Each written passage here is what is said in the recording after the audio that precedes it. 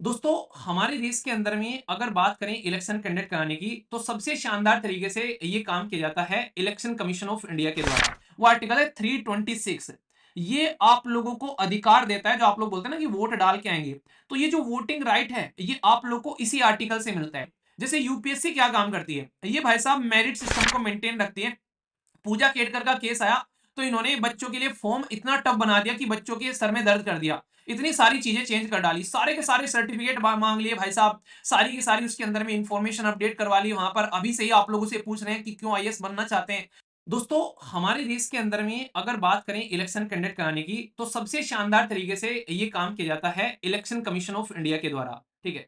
Election commission of India अभी फिलहाल अपनी बनाने के यानी कि इसकी बर्थ की ये समझो 75वीं सालगिरह सेलिब्रेट कर सकते हैं। यानी कि ये बोल सकते हैं आप लोग यहाँ पर, कल के दिन यानी कि 25 जनवरी 2025 को इलेक्शन कमीशन ऑफ इंडिया जो है 75 साल का हो जाएगा। यानी कि इलेक्शन कमीशन ऑफ इंडिया का 75वां बर्थडे हम लोग सेलिब्रेट करेंगे। यानी कि ये अब यहाँ पर एक ऐसी ऑर्गेनाइजेशन है जो कि 75 साल से काम करती हुई नजर आ रही है।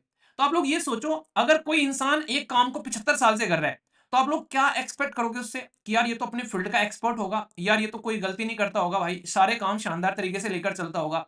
पर लेकिन आज भी इलेक्शन कमीशन ऑफ इंडिया पर क्वेश्चन मार्क लगाए जाते हैं कि भाई ये क्या इंडिपेंडेंट तरीके से काम करता है। अभी यहाँ पर राइटर ने दो कंसर्न बताए, पर राइटर के कंसर्न के अलावा मैं और भी कई सारी बातें आप लोगों से डिस्कस करूंगा, जो कि यहाँ पर आप लोगों को पता होना चाहिए कि 75वां हैप्पी बर्थडे है। बाकायदा हैप्पी बर्थडे लिखा है राइटर ने। मजा ले रहे हैं पूरा। ये बेसिकली एक तरीके से बताना चाह रहे हैं कि आज की डेट में भी क्या क्या दिक्कतें आज की डेट में देखने को मिल रही है। क्योंकि हमारे देश के अंदर में जब इलेक्शन कंडक्ट करने की बात करते हैं, तो यहाँ पर प्रेसिडेंट ऑफ इंडिया के इलेक्शन, वाइस प्रेसिडेंट के इलेक्शन, इसी के साथ में हमारे देश के अंदर में पार्लियामेंट के कंप्लीट इलेक्शन, स्टेट के अंदर में दो तरीके के election election commission of India conduct कराता है। एक तो आप लोग जानते हैं, दूसरा भूल जाते हैं। एक तो ये इलेक्शन कंडक्ट कराता है भाई साहब हमारे देश के अंदर में असेंबली वाले जो इलेक्शन होते हैं, यानी स्टेट के असेंबली के इलेक्शन। जो यहाँ पर इसमें यहाँ पर आप लोगों को देखने को मिलेगा, एक तो होती है लेजिस्लेटिव असेंबली और दूसरा होता है लेजिस्लेटिव काउंसिल, यानी कि विधानसभा और इसी के साथ में विधान परिषद। तो दोनों इलेक्शन जो है election commission of India he conduct कराता है। हमारे देश के अंदर में कितने स्टेट ऐसे हैं जिनके पास में विधान परिषद है? जिसको समझ में नहीं आ रहा है विधान परिषद क्या है, ये समझो स्टेट का राज्यसभा है ये। जैसे राज्यसभा होता है ना, सेंटर के पास में लोकसभा और राज्यसभा, ये स्टेट का राज्यसभा होता है। तो ये सबके पास नहीं होता है, कुछ कुछ रखते हैं और कुछ कुछ नहीं रखते हैं। तो इलेक्शन कमीशन ऑफ इंडिया जो है वो एक कॉन्स्टिट्यूशनल बॉडी है हमारे देश के अंदर में। आर्टिकल 324 से लेके आप लोगों को 329 तक इसके लिए बकायदा आर्टिकल दिए गए हैं। और इसमें से एक आर्टिकल बहुत इंपॉर्टेंट है जो कि आप लोग को याद भी रखना है। वो आर्टिकल कौन सा है? वो आर्टिकल है 326। ये आप लोगों को अधिकार देता है, जो आप लोग बोलते हैं ना कि वोट डाल के आएंगे। तो ये जो वोटिंग राइट है, ये आप लोग को इसी आर्टिकल से मिलता है। और ये याद रख लेना, फिर से बता दो आप लोगों को, ये पर्टिकुलर जो आर्टिकल है यहाँ पर, ये याद रखना। क्वेश्चन पूछा जा सकता है कि ये क्या कॉन्स्टिट्यूशनल आर्टिकल है, क्या आप लोगों को कॉन्स्टिट्यूशनल राइट है, या फिर ये आप लोगों को फंडामेंटल राइट है। आर्टिकल 326 में आप लोगों को वोट डालने का अधिकार दे रखा है कि अगर आप लोग की उम्र 18 साल या फिर उससे ज्यादा होगी, तो आप लोग यहाँ पर लड़का हो लड़की हो, चाहे आप लोग किसी भी कैटेगरी से आते हो, किसी भी रिलीजन से आते हो, किसी भी रीजन से आते हो, आप लोग वोट डाल सकते हैं। तो यहाँ पर भेदभाव नहीं किया गया था किसी के भी लिए।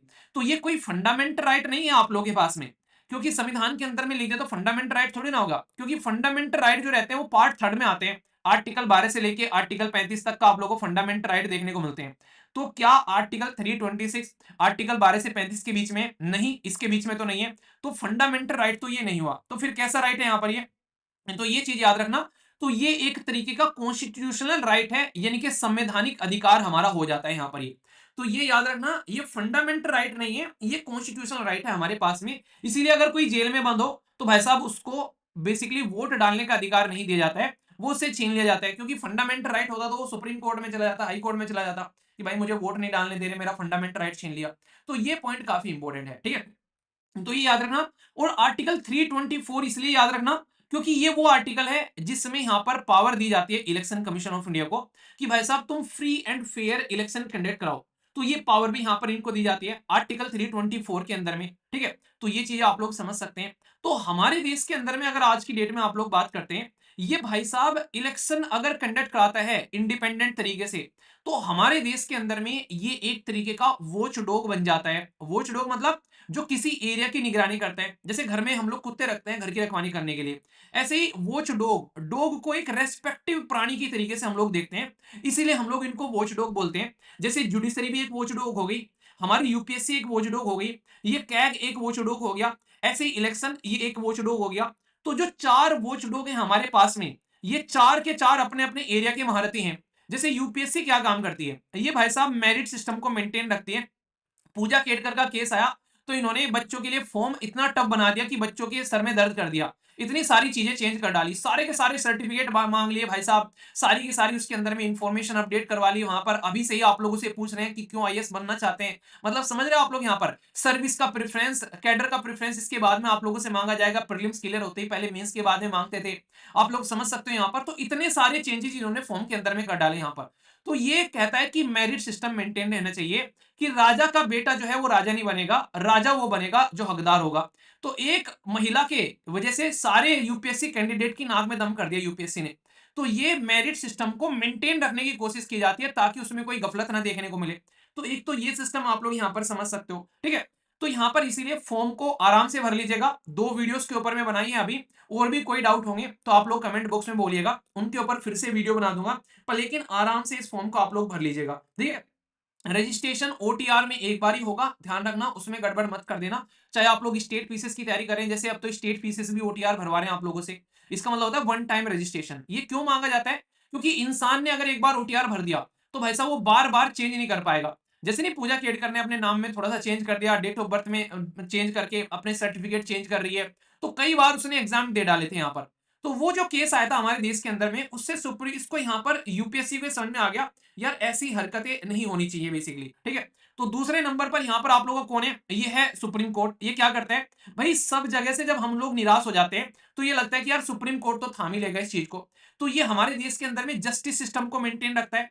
तीसरा है हमारे देश के अंदर में CAG, controller and auditor general of India, किस आर्टिकल के अंदर में आता है जरा बताइए।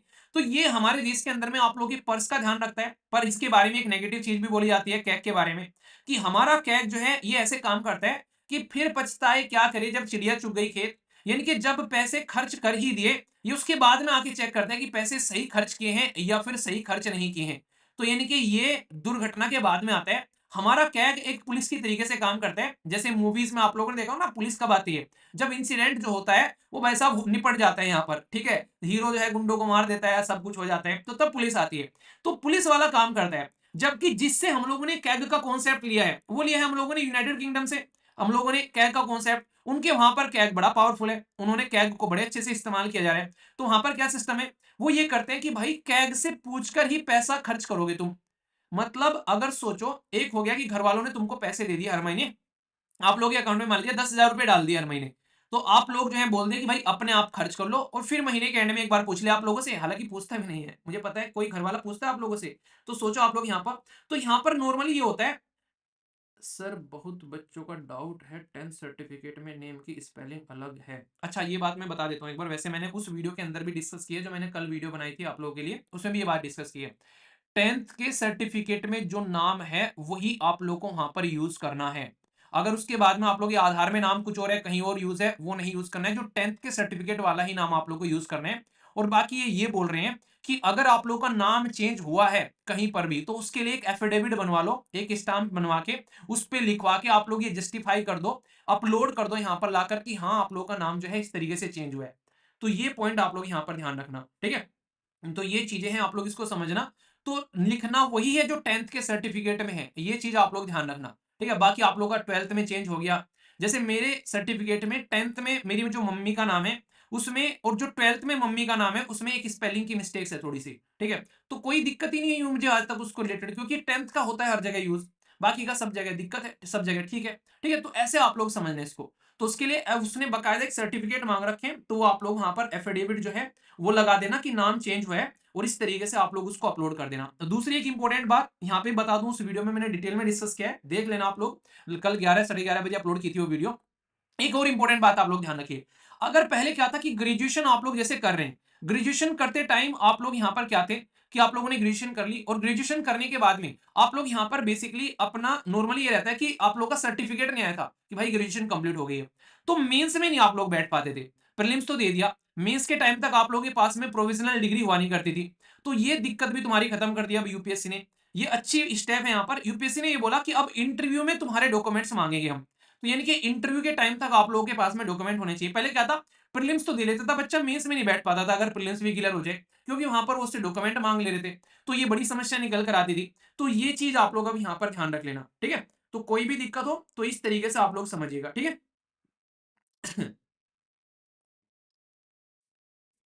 सर कैसे पता करें कि कौन सा न्यूज एथिक्स एग्जाम्पल के लिए यूज हो सकता है? इसके लिए आप लोग को एथिक्स का सिलेबस पढ़ना पड़ेगा, ठीक है। जैसे अभी मैं आप लोगों से बात कर रहा हूं इलेक्शन कमीशन ऑफ इंडिया के बारे में, तो इलेक्शन कमीशन ऑफ इंडिया अगर करप्शन करता है तो ये अनएथिकल है। तो अनएथिकल वे में अगर कुछ लिखने के लिए आ जाए यहाँ पर कि भाई साहब इलेक्शन कमीशन ऑफ इंडिया के बारे में कुछ लिखने के लिए आ जाए या कहीं पर भी कुछ लिखने के लिए आए, तो अनएथिकल एग्जाम्पल क्या कर दिया कि अभी दिल्ली के अंदर में जो असेंबली के इलेक्शन की बात चल रही है, वहां पर बहुत सारे वोटर्स के नाम जो है वो डिलीट किए जा रहे हैं, तो इसको लेकर यहां पर बात की गई और इस आर्टिकल में भी ये बात की जा रही है। तो ये क्या है, ये अनएथिकल है यहाँ पर। तो इसी को लेकर बात की जा रही है कि अभी रिसेंटली ये बोला गया कि बहुत सारे वोटर जो है वो एक्स्ट्रा ऐड कर दिए। ये बोला गया कि इलेक्शन कमीशन ऑफ इंडिया ने एक्सिस वोटर रजिस्ट्रेशन कर दिया महाराष्ट्र के अंदर में, मतलब 9.7 करोड़ वोटर जो है वो एडल्ट पॉपुलेशन, जो कि यहाँ पर अभी पता नहीं कहां से निकल कर आ गए, जबकि एस्टिमेशन जो मिनिस्ट्री का था वो था 9.57 करोड़। तो बीच में इतने सारे वोटर कहां से निकल कर आ गए, तो ये बात निकल कर आ रही है, यानी कि बहुत सारे सडन एडिशन हो गया 48 लाख नए वोटर का। तो ये कहां से निकल कर आ गए इमीडिएटली कि 6 महीने पहले तो अभी था नहीं, 6 महीने बाद इतने वोटर कहां से आ गए यहाँ पर। तो बहुत सारी ऐसी नेगेटिव क्वेश्चन मार्क लगाए जाते हैं कि 6 महीने में इतने सारे वोटर आप लोग यहाँ पर बोल रहे हो। तो इसलिए वोटिंग पैटर्न को लेकर बार बार आरोप लगाए जा रहे हैं यहाँ पर कि भाई साहब ये एक्स्ट्रा वोटर जो आ रहे हैं इनका फायदा क्या वो गवर्नमेंट उठा रही है जो पावर में है यहाँ पर, ये चीजें निकल कर आ रही है यहाँ पर। इसलिए बोला गया था कि कई सारे जो आज की डेट में जो घोस्ट वोटर हैं वो आप लोगों को देखने को मिल रहे हैं, रियलिटी में जो अवेलेबल वोटर नहीं है, वोटिंग पैटर्न को बढ़ाने की कोशिश की जा रही है। तो इलेक्शन कमीशन ऑफ इंडिया उसको वेरीफाई कैसे करे, तो इसके लिए ये बोला गया था कि भाई आधार कार्ड का इस्तेमाल कर लो तुम इसको वेरीफाई करने के लिए। तो ये सिस्टम देखने को मिला, इसको लेकर बार बार बातें की गई कि मास लेवल पर इंक्लूड किया गया 6 महीने के अंदर में इतने सारे वोटर को। तो ये सोचने वाली बात है यहाँ पर। दूसरा, दिल्ली के अंदर में क्या चल रहा है, दिल्ली के अंदर में ये मुद्दा चल रहा है जो अनएथिकल बताया जा रहा है। भाई आम आदमी पार्टी आरोप लगा रही है कि भारतीय जनता पार्टी जो है वो बहुत सारे वोटर की जो बेसिकली जो लिस्ट है उसको कट करवा रही है यहाँ पर। वो बीजेपी वाले इनके ऊपर में आरोप लगा रहे हैं कि भाई साहब ये हरकतें कर रहे हैं, तो ये एक दूसरे के ऊपर में आरोप लगा रहे हैं। इलेक्शन कमीशन ऑफ इंडिया को इसको क्लियर करना चाहिए, क्योंकि अगर वोटर की लिस्ट अगर काटी जा रही है तो यहाँ पर इलेक्शन कमीशन ऑफ इंडिया की वेबसाइट पर वो पब्लिश होना चाहिए, वहां पर पब्लिश नहीं हो रहा और ग्राउंड लेवल पर लोगों की वोट जो है वो गायब होती जा रही है यहाँ पर। ये बोल रहे हैं कि ये उन कॉन्स्टिट्यूएंसीज की वोट काट रहे हैं जिन कॉन्स्टिट्यूएंसीज में आम आदमी पार्टी जीत कर आई थी, कि भाई हमारी वोट वहां से काटी जा रही है ताकि हम लोग जीत ना सके। बीजेपी इनके ऊपर में आरोप लगा रही है कि ये हमारे साथ में सेम हरकत करवा रहे हैं। तो ये फंडा आप लोग को यहाँ पर देखने को मिलेगा। तो अगर ऐसी दो पॉलिटिकल पार्टी आपस में लड़े और पब्लिकली आकर वो यहाँ पर ऐसी बातें बोले, तो क्वेश्चन मार्क किस पे लगेगा, क्वेश्चन मार्क तो इलेक्शन कमीशन ऑफ इंडिया पे लगेगा, क्योंकि उसकी रेस्पॉन्सिबिलिटी है यहाँ पर। ये सारी रेस्पॉन्सिबिलिटी कहां पर आती है, तो ये दो एक्ट आप लोगों को याद रखने हैं यहाँ पर जो बहुत इंपॉर्टेंट है। इनको लेकर कई बार बच्चे कंफ्यूजन में आ जाते हैं, तो इसके लेकर कंफ्यूजन में मत रहिएगा, ठीक है। सर 1 ईयर का करंट अफेयर एनएफ है जुडिशरी के लिए, किसी भी एग्जाम के लिए मिनिमम से मिनिमम आप लोग को 12 मंथ का करंट अफेयर करना है, छोड़कर एनडीए और सीडीएस को। नॉर्मली एनडीए और सीडीएस के 6 महीने में पेपर होते हैं, हालांकि उनमें भी आप लोग अगर 12 महीने करके जाएंगे तो बहुत फायदा देखने को मिलेगा। पर जो यूपीएससी का पेपर होता है वो एक्सपेक्ट करता है आप लोगों से कि एटलीस्ट 18 महीने का आप लोग कवर करो, ठीक है। तो इसमें आप लोग थोड़ा सा फोकस दीजिएगा, इतना तो आप लोगों को यहाँ पर इसका करके जाना ही चाहिए, मेरे हिसाब से 12 तो मिनिमम करके जाना चाहिए आप लोग, ठीक है ना। मंथली वीडियो एटलीस्ट देख लीजिएगा आप लोग, एक बार को गो थ्रू हो जाएगा, हर महीने की मंथली वीडियो आप लोग की पड़ी हुई है, ठीक है। अभी आगे आप लोग की और भी वीडियो जिसमें आएंगी, जैसे मैंने आप लोग को बताया था, तो फरवरी के फर्स्ट वीक से आप लोग की स्टार्ट कर दूंगा मैं, जिससे कि सारी चीजें आप लोग की सिस्टमेटिक वे में चलेंगी और आप लोग का जो मई तक का जो पेपर होगा सारा प्रॉपर आप लोग का रिवीजन में आप लोग को कंप्लीट करा दूंगा, ठीक है। तो उसके लिए टेंशन आप लोग मत लीजिएगा। अभी यहाँ पर जैसे representation of the people act है 1950 का, ठीक है, तो इसमें क्या बात करते हैं, इसमें साफ साफ लिखा हुआ है कि preparation of the electoral roll, कि जिसमें वोटर को इसके अंदर में इंक्लूड करना है, वोटर की क्वालिफिकेशन की 18 साल से ऊपर का हो चुका है तो उसको इंक्लूड करना है यहाँ पर। इसमें ही आप लोग की कॉन्स्टिट्यूएंसी, अभी एक ही स्टेट के अंदर में क्वेश्चन पूछ लिया भाई साहब, आप लोग समझ सकते हैं क्वेश्चन क्या पूछ लिया कि भाई हमारे देश के अंदर में अभी डिलिमिटेशन कमीशन बहुत ज्यादा न्यूज में आ रहा है, परिसीमन आयोग। यूपीएससी ने प्रीलिम्स में क्वेश्चन पूछा था कि कितने परिसीमन आयोग बन चुके हैं, स्टेट बीसीएस ने पूछ लिया कि परिसीमन आयोग जो है इसमें से कौन से कानून के अंदर में आता है, representation of the people act 1950 में आता है या representation of the people act 1951 में आता है। इसके ऊपर में अकेले के ऊपर में मैंने पूरी वीडियो बना रखी है, representation of the people act दोनों में क्या डिफरेंस है, और यही यहां पर भी आप लोग देख सकते हैं डिफरेंस। तो याद रखना डिलिमिटेशन कमीशन जब कॉन्स्टिट्यूएंसी क्रिएट की जाती है तो भाई साहब उसका डिलिमिटेशन कमीशन का सिस्टम यहां पर आता है कि आप कौन सी कॉन्स्टिट्यूएंसी में वोट डालोगे तो उसका एरिया ये वाला आप लोगों को देखने को मिलेगा, जो कि representation of the people act 1950 का है।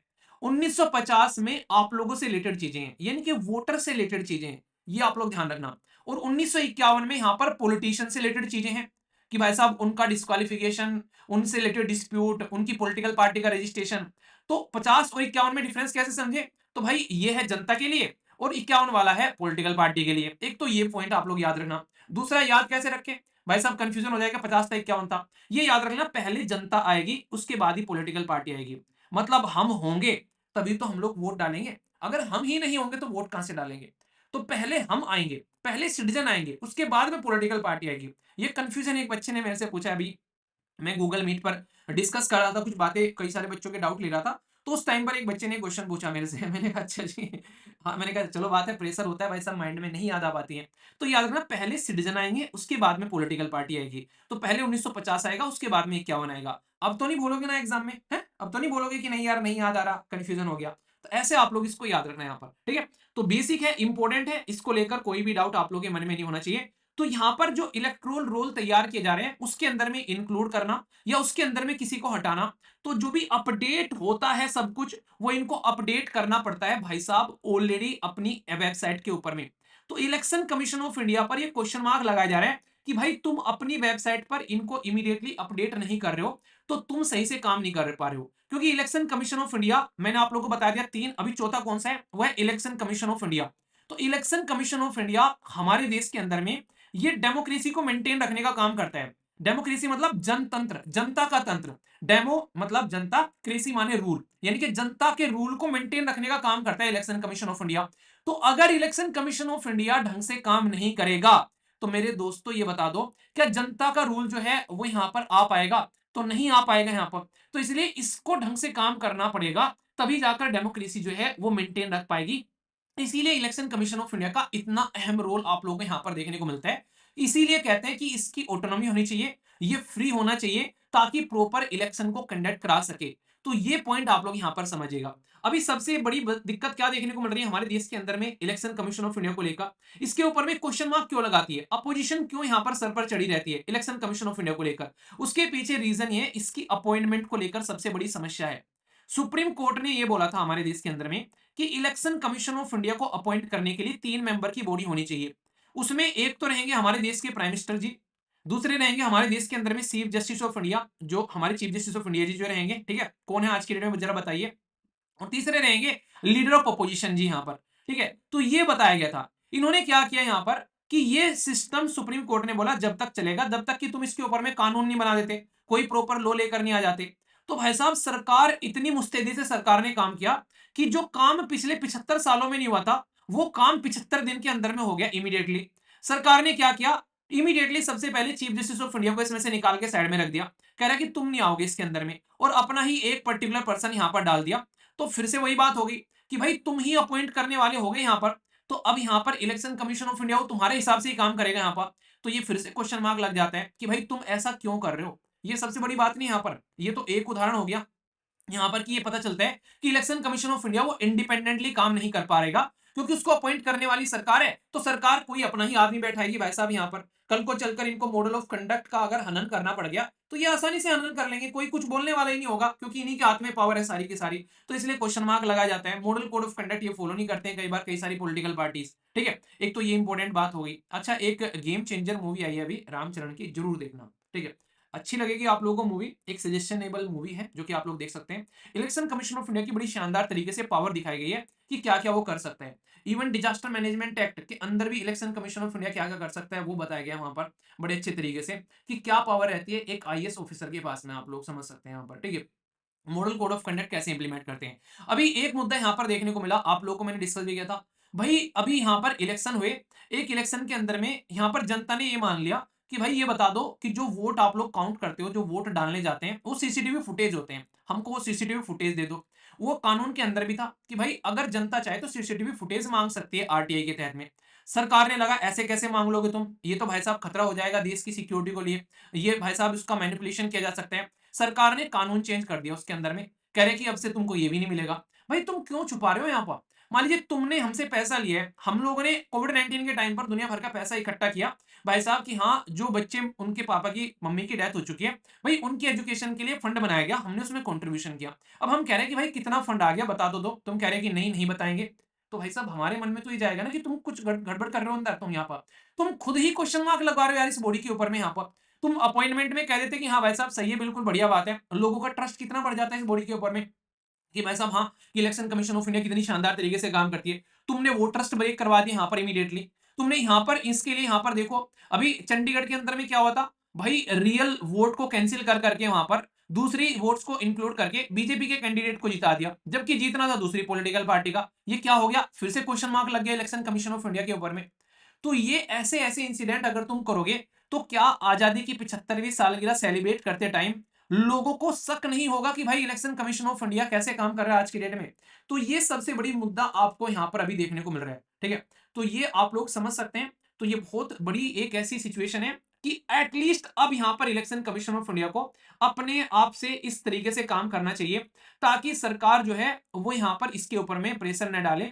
तो सबसे पहले उसका अपॉइंटमेंट जो है वही सबसे पहले यहां पर इंडिपेंडेंट होना चाहिए, जिसमें मुझे लगता है कि चीफ जस्टिस ऑफ इंडिया का इंक्लूड होना बहुत सही डिसीजन था जो कि सरकार ने निकाला। वो बहुत ही एक नेगेटिव इंपैक्ट डालता है इसकी इंडिपेंडेंसी के ऊपर में। और भली सरकार कितनी भी एक तरीके से बोले कि भाई साहब हम लोग घपला नहीं करेंगे, हम लोग इंडिपेंडेंट तरीके से अपॉइंटमेंट करेंगे, तो वही बात है, जब यार तुम इंडिपेंडेंट हो ही, जब तुम घपला नहीं करोगे तुम, तो फिर चीफ जस्टिस ऑफ इंडिया को क्यों नहीं लेकर आ रहे हो यहाँ पर? तो वो है। तो ये इसको लेकर कंसर्न दिखाया जा रहा है भाई साहब राइटर के द्वारा, ठीक है, समझ में आ गया। हालांकि ये जो आर्टिकल इनके द्वारा लिखा गया है ये बेसिकली ये कांग्रेस की जो एक पार्टी से जो एनालिटिकल विंग है उसके पार्ट है, तो इसलिए मैंने आर्टिकल को पूरा न्यूट्रल रखा है, क्योंकि इन्होंने तो बहुत सारी ऐसी बातें ऐसी बोली हैं जो कि मतलब एक तरीके से पर्टिकुलर पॉलिटिकल पार्टी को क्रिटिसाइज करते हैं, जो कि एग्जाम के लिए बिल्कुल इंपॉर्टेंट नहीं है। तो मैंने आप लोगों को वो पॉइंट्स बताए हैं जो आप लोग एग्जाम के अंदर भी यूज कर सकते हो कि पार्शियल एक तरीके से कैसे इंडिपेंडेंट रखना है, ऑटोनॉमी रखनी है, उसकी अपॉइंटमेंट कैसे होनी चाहिए। तो वो एक तरीके से रिफॉर्म के तौर पर आप लोग, नहीं रिफॉर्म लिखने की बात करें तो रिफॉर्म में आप लोग उसको इंक्लूड कर सकते हैं, ठीक है।